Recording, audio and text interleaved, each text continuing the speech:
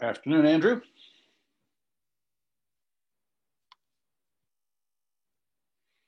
Afternoon, Pedro.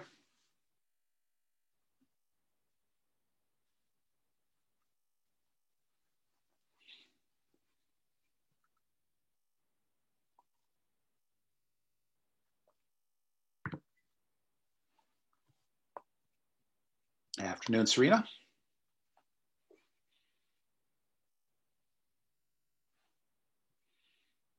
Afternoon, Ellie. Ella. Hi.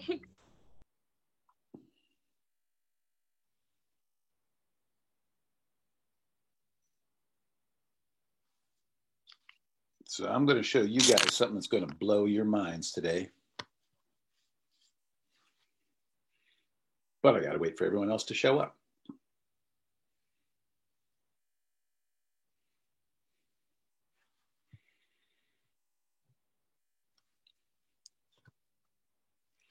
Afternoon, Lucas.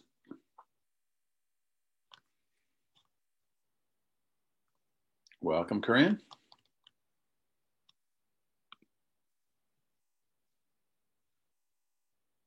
Afternoon, Jamie and Savannah and anybody else I'm missing? Nope, not yet.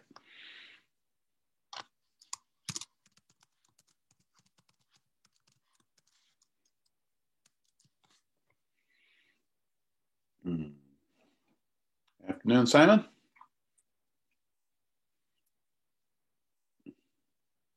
Afternoon, Benny and Rosalind. Afternoon, Piper. Afternoon, Lillian. Welcome, Piper. Piper L. Welcome, Aldo.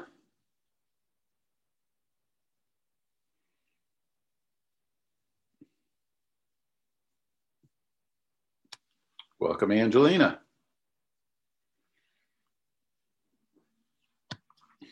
I got something to show you guys today that I guarantee you do not expect. You will not have seen this one coming. What, is the school done already? Nope. Nope. Nope. It's about a photographer, but I promise you, you will not expect to see this.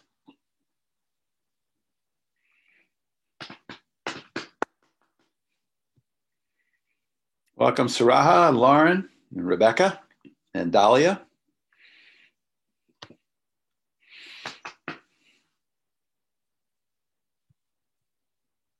Welcome, Lauren.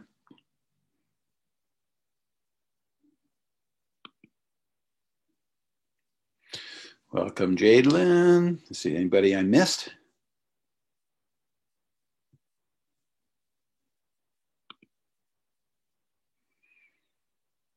I'm going to wait another minute or so. Welcome, Lacey. Welcome, Valeshka. Hi.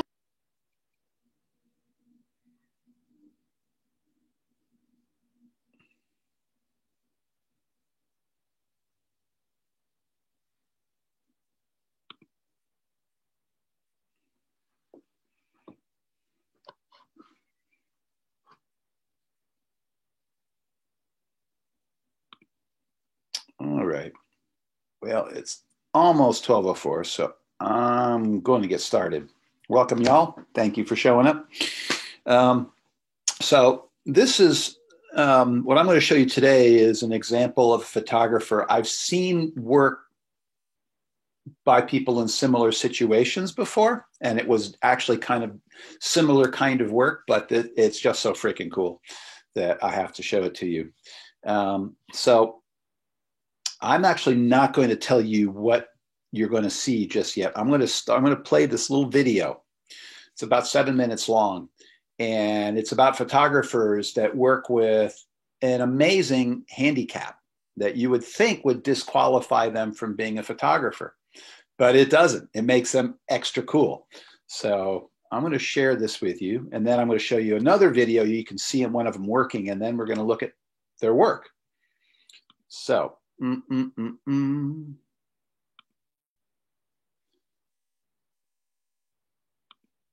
I thought that was a dog, and then I realized it was a human, and then I got scared.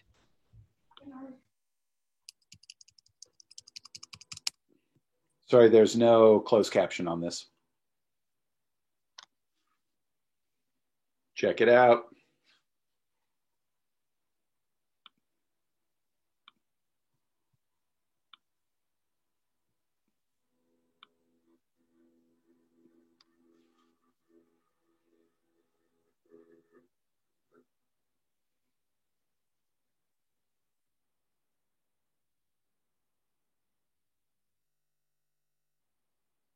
I went legally blind in 1996 due to an AIDS-related condition called CMV retinitis. I'm totally blind in my left eye, and I have only limited peripheral vision with no central vision in my right eye, which allows me to see everything very out of focus and blurry. I see the world very much like it appears in an Impressionist painting.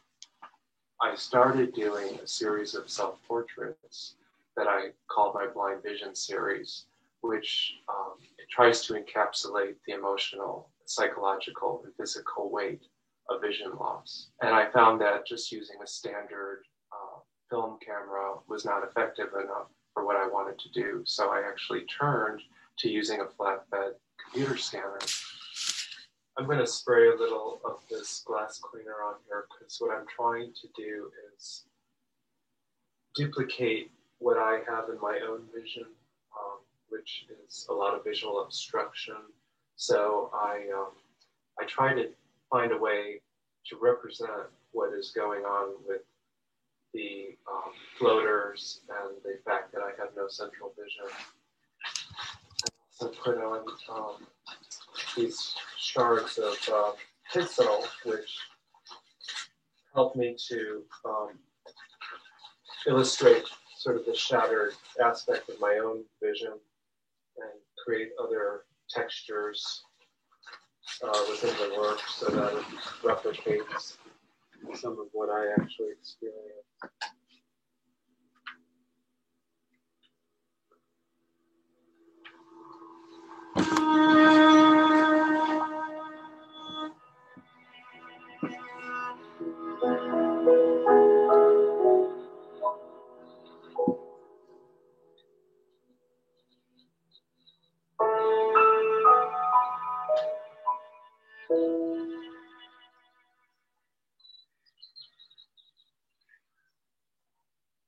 I was born legally blind with a condition called optic nerve hypoplasia. Well, you can see clearly at 400 feet. I have to get up to 20 feet to see clearly. So my eyesight's very poor, but because I was born with this condition, you know, it's all I know. So I've adapted. With such poor eyesight, it's just wonderful how these new lenses and new technology can freeze action. This kind of detail, I've got a little clear sight about 3 inches from my face, so I'm able to get close and see the detail on the bee. And I've never been able to really look at bees up close because I did as a kid and got stung. I started taking pictures when I was about 9 years old. I had an old Argus, and I used to go around and photograph things and take the film down to the drugstore and save up a little money and buy enlargements. When I look into the sky, I can see the moon, but I can't see stars. And I had a friend with a telescope, and he showed me stars through a telescope. And I thought, how do I connect the camera to the telescope? I had a guy in the neighborhood who took it to his garage, and I said, I want to take pictures of the stars. And he told me what to do, and I opened the shutter and pointed at a dark spot in the part of the sky. And that's how I got started. That's how I realized that optical devices could help me see things. Decided in my 20s, I'd really like to scuba dive. Signed up for a class. Questionnaire said, do you have any disability that would get in the way of your doing this? And I said, no. And I remember the instructor in the pool waving at me, and I couldn't see him. And I told him, I don't have my glasses. Hit the water once I got certified and haven't turned back. I love it as much today as I did the first time I did it.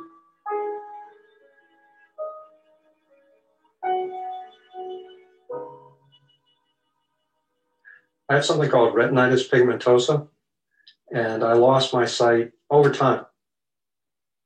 my vision closed off as a camera aperture closes. At a certain point, I decided that blindness wasn't going to crush my life, and I had some vision. I didn't know when it was going to go away, but whatever vision I had to use to some purpose.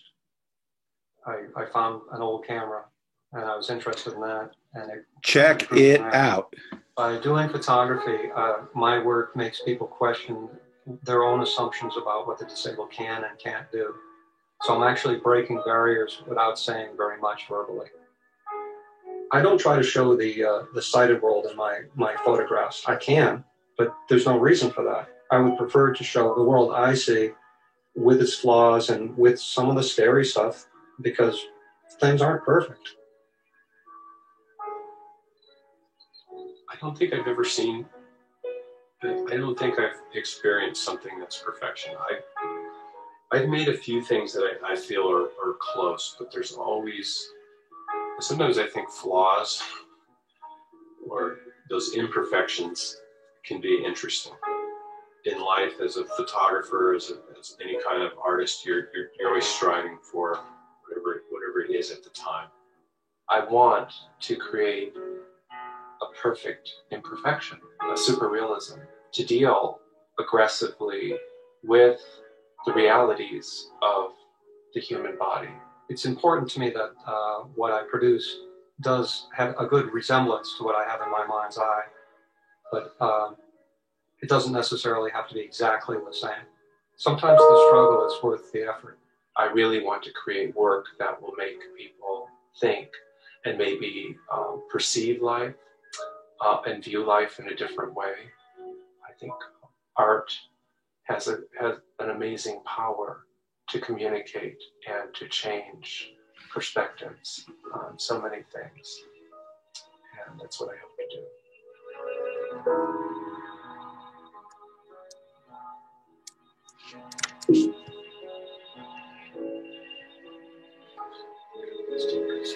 So those are the three photographers that we just looked at.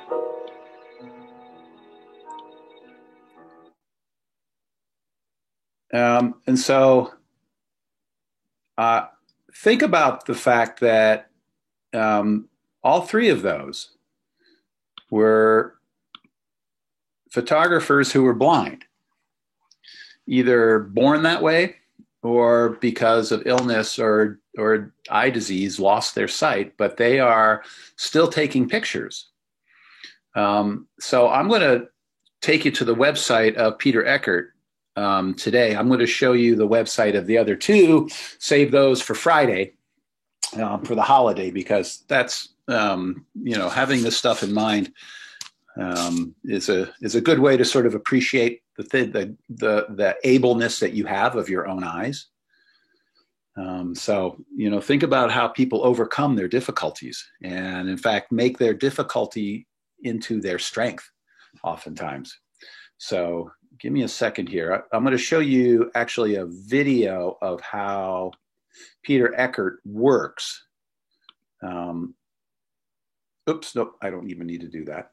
I can just go here. Nope, I guess I do have to do that. So,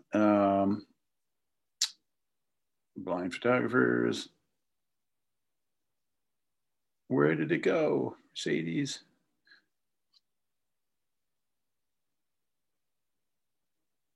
Okay, I'm sorry about this. I guess I have to Google this. So,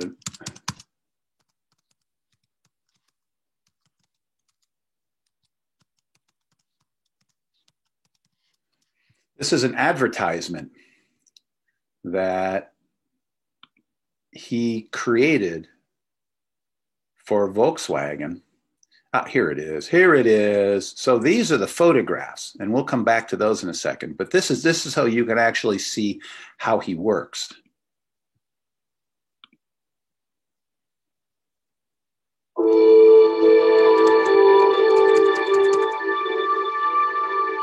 When the doctor told me I would lose all my sight, it hit me like a hammer. I haven't always been blind. For about half my life, I was sighted. I was really looking for an art form that would help me describe the world of the blind. I could take photos that would mimic how sighted people see, but why would I do that? The world I envision is partly my imagination, but built from all the other senses. I use sound, touch, and memory to see. You can listen to objects, the reflected sound, and build an image in your mind's eye. So in some ways, and I've read a little bit about, he echolocates like the way bats do. He uses sound to recognize where things are, and he can keep that picture in his mind.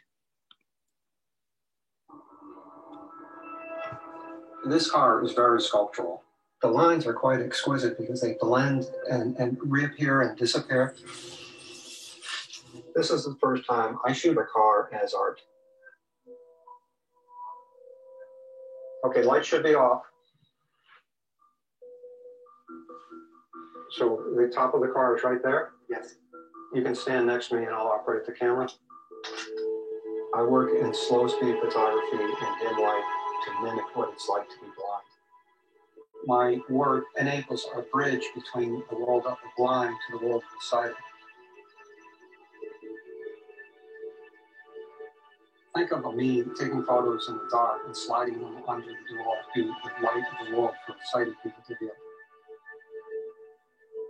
I compare my memory of the event to the actual description from a sighted person.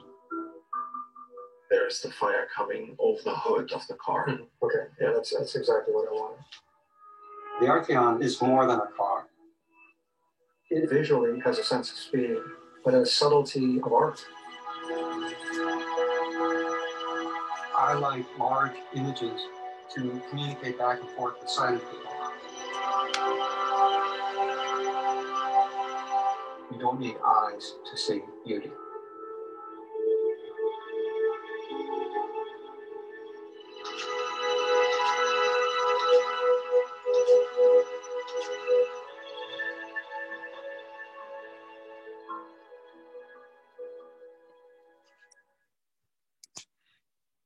So that's how he works. And these are the pictures actually that he created for Volkswagen.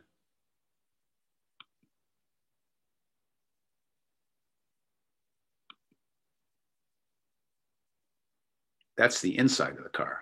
That one's pretty cool. Flame on.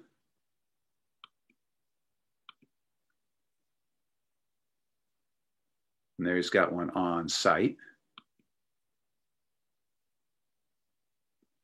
So he's using long exposures to do this work. And so advertising aside, check this stuff out. So I want to click on this one, Bone Light Gallery. I'm going to show you both of these, Bone Light and Neurologic Gallery. He has others and a bunch of projects and stuff. And you can, I certainly encourage you to look through this later. But I want to read this part to you as well. It said, phantom senses are strange. A person with an amputated arm may feel the missing limb, for instance. That's actually true. They call it phantom limb pain. I have a biofeedback loop that came about as I worked to rewire my optic cortex. I was going to lose all my vision, so I decided to use sound, touch, and memory to build a method to see in my mind's eye. A byproduct of this effort produced an odd phantom sense I call bone light. I can see light coming from my skeletal structure. It gets stronger or weaker in time with my health or level of emotional upset.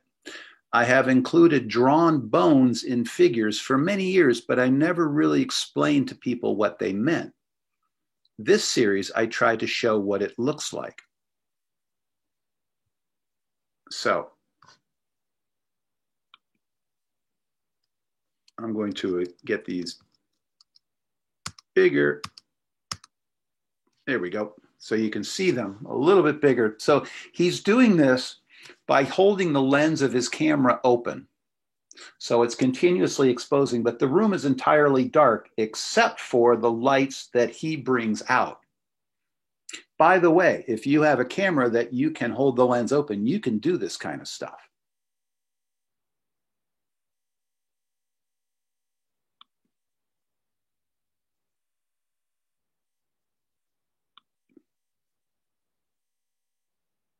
So he's literally drawing with light.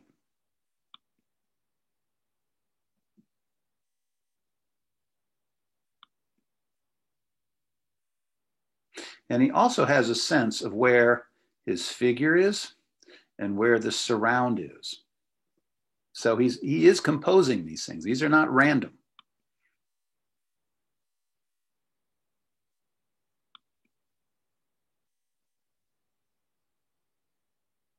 And check that out. Look at this line right here. Now, in what I read, he said he can hold up to, I mean, I don't know how he knows this, but he said he can hold up to 100 layers in his memory of where he has exposed already and where to expose differently. And, you know, that sounds absurd, but this line of light right here, this little pen line follows the contours so perfectly. And then down here, it's right in between where he put the two legs. You know, some of the stuff is shockingly precise. So maybe he does. Maybe we have to take him at his word.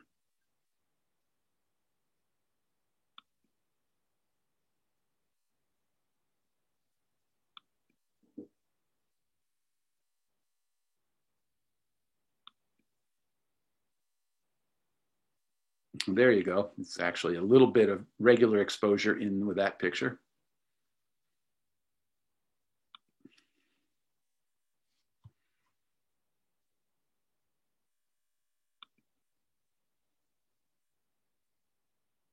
So that's from a series called Bone Light. I'm going to close that. And go to the next one that's called Neurologic Gallery. So this is about not his bones, but his nervous system. He doesn't have a statement for this, just that how you can find out which each image is. But so this has to do with your nervous system. And I'm going to enlarge these again too. Here we go.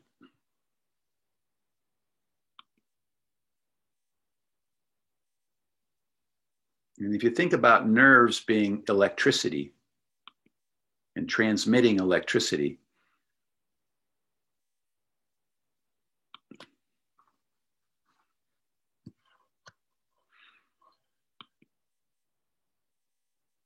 I love that one. That one is particularly good, I think. And that one. So he's got a person in there, but their identity is not the important part.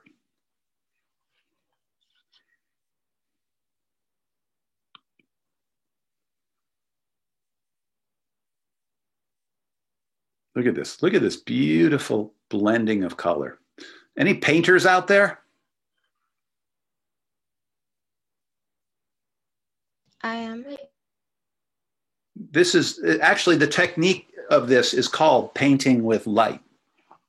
And I will explain how this is all done after we look at them.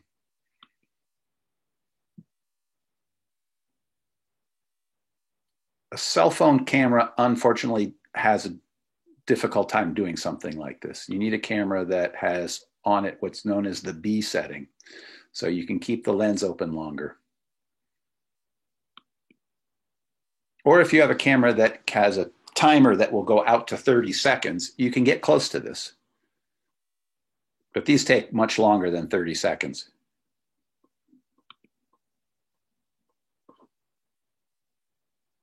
And there's a face for you. And he's worked with models, obviously. That looks like some super villain scene. It does, doesn't it? Yep. If you see this guy coming towards you out of the darkness, run. Don't look back, just run.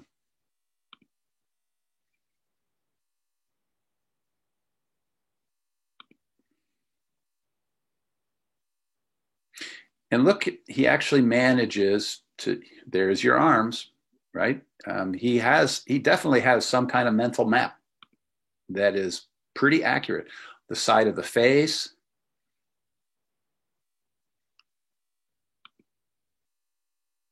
And we're back to square one. So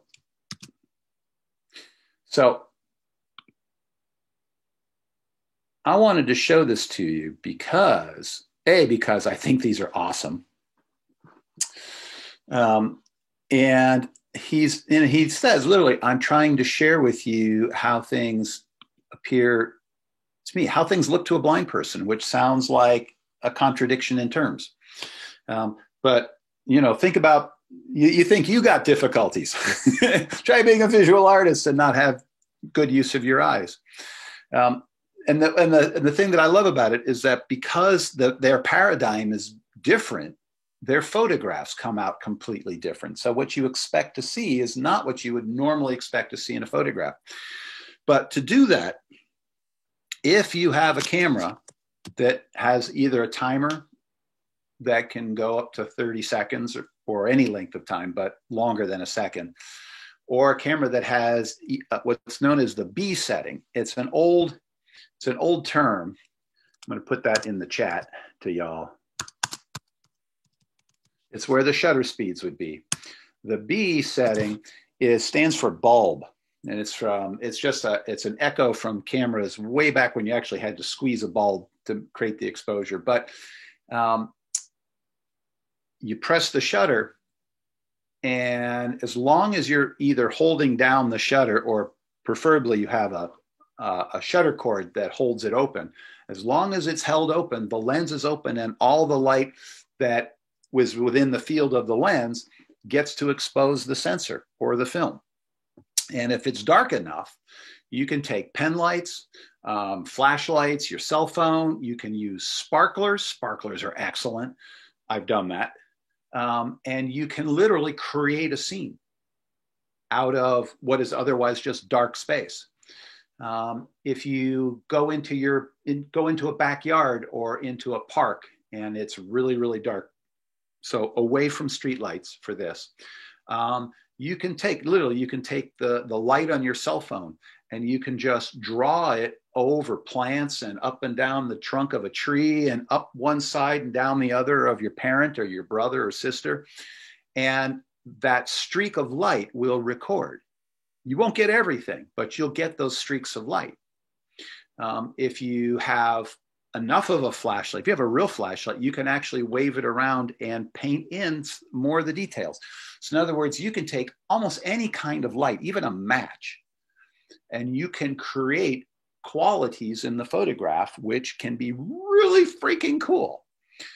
Like I said, you need a camera that can keep the lens open for a period of time. Newer cell phones have some of them have called a night light feature, in which the exposure takes a lot longer. And it even says, it's comical, it says, hold still. It's actually shockingly good. But in that time where it's taking the exposure, even in that, you can take a light and you can add light to a scene. So literally you can paint, and the technology, beyond the camera, the technology is simple. All you need is flashlights. And you saw what he had reflective, little cards that were of a reflective material, but that can be anything. In fact, you actually don't need those, but if you want to create a big, broad blur, have a piece of cardboard and put tinfoil on one side and shine a light into it while you're waving it around. Watch what happens, right? So this is just another way to take a kind of a picture that is not necessarily of the real world that we see, but it doesn't have to be. It's made with a camera, bada bim, bada boom, it's a photograph. So anyway, I want to share that with you just as a suggestion for things that you could follow up on. The other two photographers that were mentioned, I'm going to show you those, like I said, on Friday, because I want to save it and I want you to see how they do things. But these are how people overcome, in a creative way, overcome what could be seen as a something that would disqualify them from even trying. But there you go. In fact, one of them said, I wanted to try painting, but it would probably take too long, and I didn't want to mess my fingers up. Anyway, that's what I got to show for you today. How are you guys doing for assignments? How's work comment? Do you guys have any questions? So I've been getting some, and I will try this week to clear out all the photo assignments that have been turned into me. So I'm going to have all those graded and given back to you. But a bunch of you guys need to do a little bit of catching up. So you could try photographing this week. You have 2 weeks coming after Friday, which should allow you some free time to take some photographs. Okay? So in the same sense that I don't need to keep you forever, unless you have questions, you want me to demonstrate something, show you how to do something in Photopea, I'm here. I will be here for the next 40 minutes. But if you don't have any questions and you have work to do, then go do it. Okay? Otherwise, I'm here. All right? So. Thank you. Bye. You bet. Thank you. Have a great day. Bye. Okay, we'll see you. Bye. Have a good day.